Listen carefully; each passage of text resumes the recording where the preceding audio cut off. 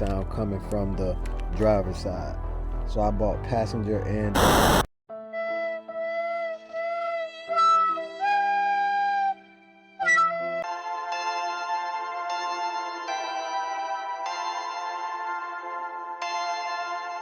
Perfect.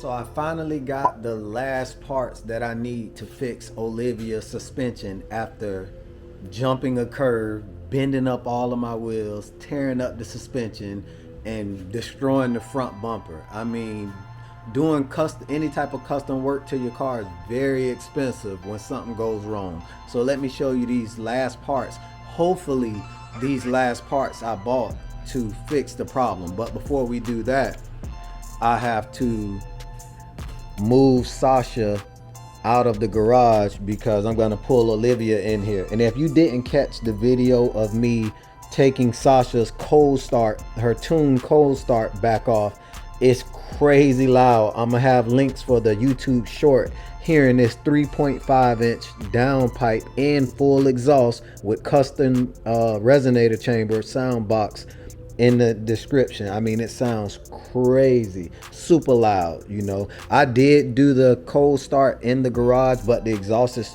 towards the back and it dumps before the rear axle. So, you know, most of the sound went outside, but it did resonate inside a little bit. So I might do another one later on with the cold start outside. But yeah, let's get this car moved out and let me show you what's in the trunk for Olivia. She's out there hanging out. You know, she just want to be loved. All of her suspension and stuff tore up. Let's get her fixed. All right, so as you can see, well, I got a actual piece of weather seal there because when I bought Olivia, as you can see, this piece of weather seal is kind of like trash and someone glued it on, so I'm gonna replace that.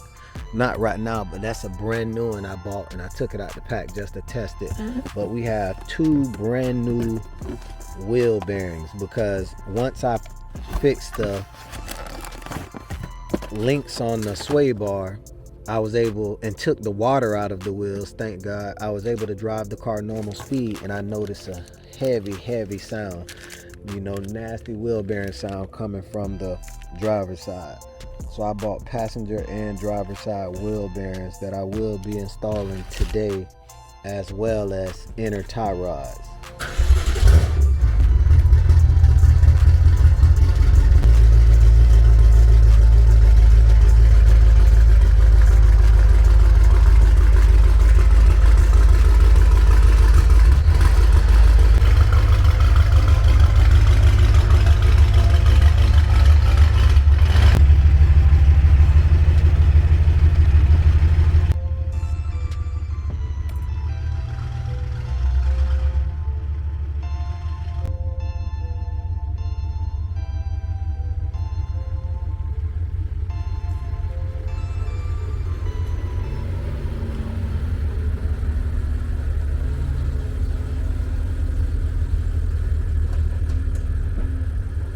A few moments later.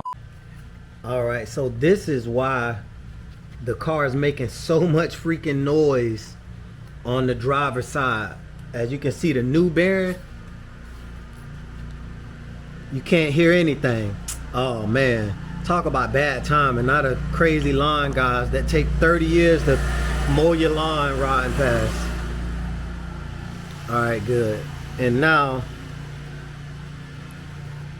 and I think this was already replaced. Oh no, this is a BMW part number. It says BMW here, SKF. And now I don't know if you can hear it, but let me try to. You can hear that like a salt or pepper grinder. Now listen to this one again. Nothing. So that's why it was making so much freaking noise. And word to the wise, let me give you guys a head up real quick.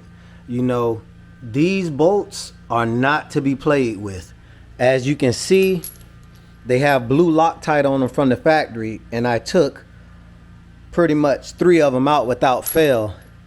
This one, I almost had a heart attack because it stripped and I had to bang a 10 millimeter hex in it to get it to come out. But it usually takes this crazy pointed star bit, which I don't have. So most people use a hex, a T55, which it'll fit. Let me put it in there.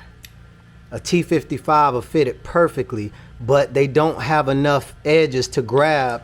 So you have to be very careful with this, you know. So I'm just gonna torque these other 3 down to spec. And well, this one, since I bammed it in there, it pretty much fits a hex. You can even see the hex shape on it now. So it fits a 10 millimeter hex. So I could put it back and torque it with a 10 millimeter hex, but I think I'm gonna leave it out and just torque these 3 and wait and go ahead and pick another one up from the dealer since they have it in stock. All right, both of the hub bearings are in. As you can see, that bolt is still missing there because I haven't went and picked it up from the dealer yet. They only have 1 in stock, thank God. And this side wasn't making noise, but I mean, if it jumped the curve, both wheels, this one was gonna go bad sooner or later. So you always do it in 2s. If you do one side, do the other. As you see, all 4 bolts are in this side though. See those other 2 down there? Well, that's 1. I don't know where the other one at. Well, it's down there somewhere. You can see it on that side. Boom, right there. So now it's time to swap these inner tie rods out. See if that'll, you know, get rid of this weird noise it's making lock the lock. Hopefully it does. So let me pop those down and see if we can, you know, hear any trouble coming from those. 2,000 years later. So it's actually a couple weeks later from the last scene, and I have some disturbing news. I mean, very disturbing news. On a good note, I am driving Sasha, and as you can see, on her lowest performance mode, the inner chiller tank temps are 61 degrees and dropping while I'm sitting here idling, and it's 83 degrees outside. So the inner chiller is working perfectly. I mean, it's, if you thought it was cold the first time, and this on the lowest setting, I have 3 other settings I can put it on to make the temps a lot lower than that. So trust me, Sasha will be getting to, you know, close to, you know, the single digits or very low double digit, you know, intake temps on the track. But that's for another video, you know. But the bad thing I need to let you guys know, after everything that has happened to Olivia, you know, this is what happened. How do you know if you blew your BMW engine? Well, first, you'll hear some noises. And if you don't hear a noise, then take a look inside your oiling system. Oh man, there it is. There's the glitter. It's not much though. Oh shit. Well, yeah, it's a lot more than I thought it was. I think it's time to start looking for a new engine.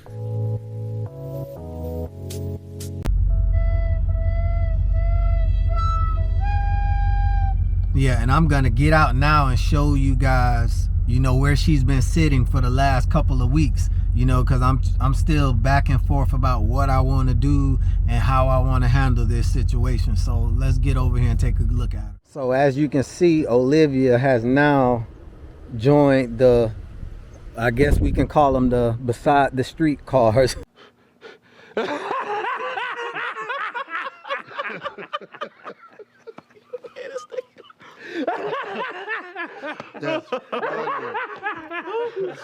It's so sad to see her out here after all that has been done, you know, even all that has been done to get her back from the state she was in after, you know, the wheels were busted. So now she's out here with brand new wheels and, you know, and tires, pretty much sitting here rotting, you know. Her brand new tail lights I just installed are all getting sun bleached and stuff. Birds are pooping all over the car constantly, you know. And which makes matters even worse, I still have parts that I haven't even put on the car yet. So we still have suspension parts, you know, this window sill here and a couple other parts that need to be installed on the car that never was installed. So yeah, I'm trying to do that as well. But let me pop this hood here and give you guys a look at this engine. I also bought a because she has full extended leather, so I went to the dealer and bought this, you know, sun shield, hopefully to, you know, kick out some of the heat that goes through the windshield during these hot summers. Yeah, but so yeah, the engine is pretty much gone, guys. You seen the clip with the oil filter cover off, and it's full of metal. So yeah, the engine is pretty much gone.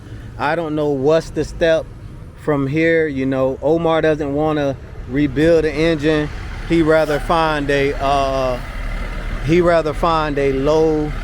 low mileage engine and put it in.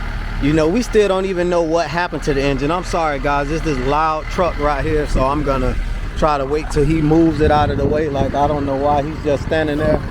But anyways, yeah, I don't know what I want to do, you know, with the engine. Like, Omar doesn't want to rebuild it. He says metal has gone all through it and it's gonna be hell to get the metal out. We already have to flush out the oil cooler to make sure that, you know, no metal gets reintroduced to the new engine. So once this engine is out, you know, I can take all the upgrade parts off of it that I did put on it, not internal parts but external parts, and you know, and we can go from there. But other than that, yeah gang, this is a sad story. You know, the only silver lining to this story is I finally got Sasha back up and running with all brand new AC components. Literally every component that deals with the AC system in this car is brand spanking new. So I mean, she runs perfectly. But yeah, man, it's sad to see, you know, Olivia in this state, especially after, you know, all what was done and all what we've been through already with this car.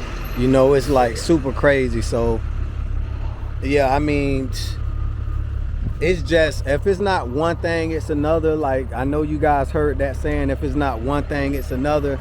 But I mean, hey, I'm not gonna let that stop me. I'm gonna roll with the punches. You know, whatever I can do to Olivia in a timely manner, I'll do it. You know, the N55 engine is not cheap at all. Brand new, it's very expensive. So I'm looking for, you know, a gently used ones, you know, something around 80,000 miles or lower that I can put new rod bearings and rod bolts in, because we just did that to this engine. You know, so I don't know if I got a bad set of rod bearings or whatever or what, because Omar has done this job a million times. You know, so who knows what's going on. We won't know what went wrong. We're thinking it's the oil pump, because the oil pump sprocket was making a weird noise, or, you know, while we were in there, but you know, it was working. So I'm thinking the oil pump probably went bad, but who knows. So we won't know until we get the engine pulled out. So for right now, Olivia is definitely on, you know, standstill life support till we can put another heart in it. So I mean, that's about it, gang. There's nothing else I can do to her, you know. So like, share, and subscribe, and Auto Lust out.